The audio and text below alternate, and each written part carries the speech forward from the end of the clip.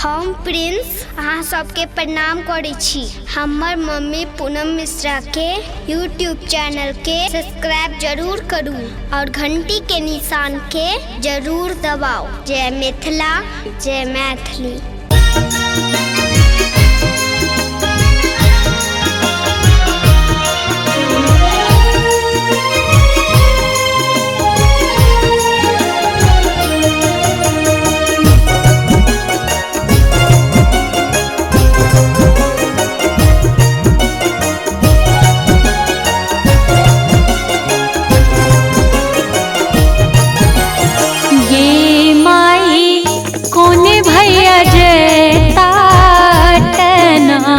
पटना कौन भैया जयता मुंगेर गे माई, कौन भैया जयता पटना कौन भैया जयता मुंगेर, कौन भैया जयता शहर दरभंगा, कौन भैया जयता मनेर गे माई, कौन भैया जयता पटना कौन भैया जयता मुंगेर।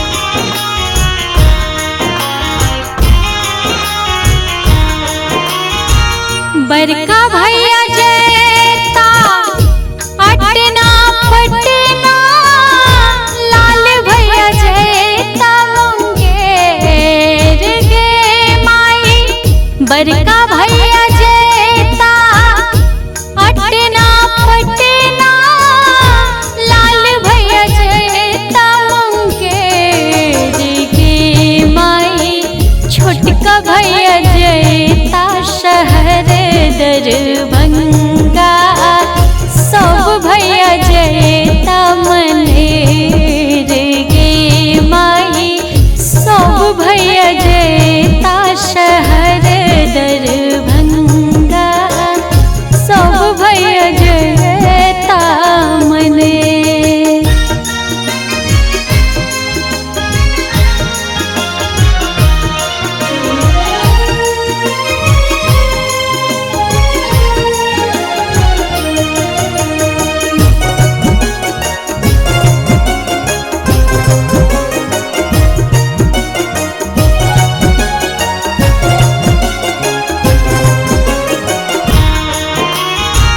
बड़का भैया लाता आलरी झालरी, लाल भैया लाता पटोर गे माई, बड़का भैया लाता आलरी झालरी, लाल भैया लाता पटोर गे माई, छोटका भैया लाता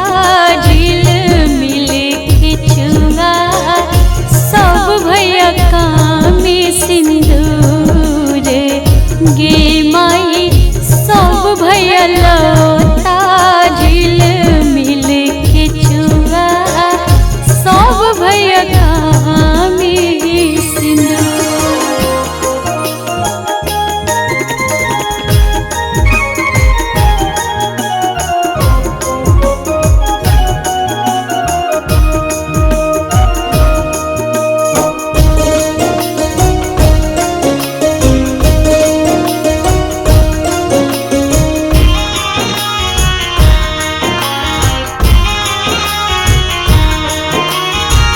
पुष्पा बहिन पहिरथु झिलमिल के जुआ, पूनम बहिन कामी सिंदूर गे माई, पूजा बहिन पहिरथु झिलमिल के जुआ, पूनम बहिन कामी सिंदूर गे माई,